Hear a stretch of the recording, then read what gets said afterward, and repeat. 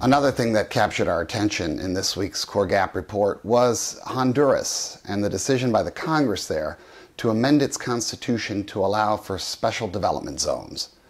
Now, this is something that the economist Paul Romer, very well known internationally, has been pushing as the concept of charter cities. It's not a new idea.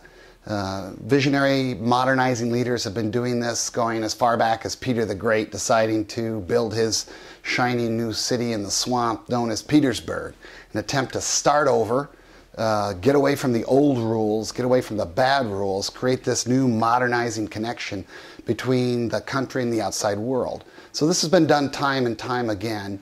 The colonial variants, what the Brits did in Hong Kong, Singapore, the follow-on example effect that Hong Kong had, for example, in terms of the special economic zones that came about in China under Deng Xiaoping's reforms. So these can have tremendous demonstration effects and can be tremendous magnets to draw in all sorts of new behavior in a country that is saddled with kind of hidebound rules and perhaps isn't very open to outside connectivity.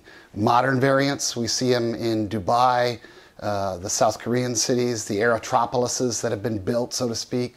So very much a focus on connectivity, very much a focus on infrastructure.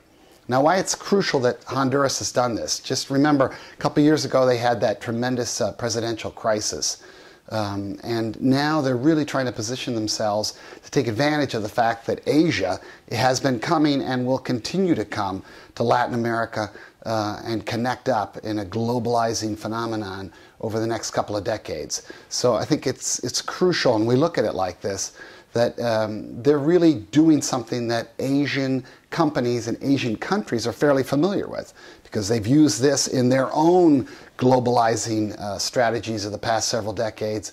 And we think definitely the demand is there. If you look at China coming for all the raw materials, if you look at China offering to build an alternative Panama Canal, a dry canal that runs through Colombia, a rather fantastic proposition, but gives you a sense of the tremendous demand out there.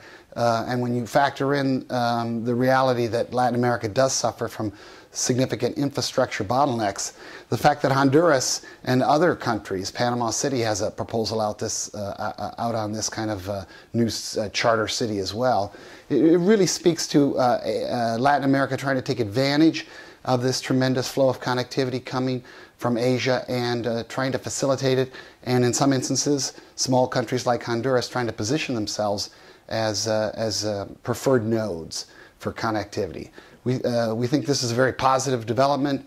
Wikistrat notes that Honduras sends somewhere between 70 to 80,000 immigrants to the United States every year. If you don't want that flow to happen, making this kind of connectivity work for Honduras in relation to Asia and in relation to the United States is a very good thing.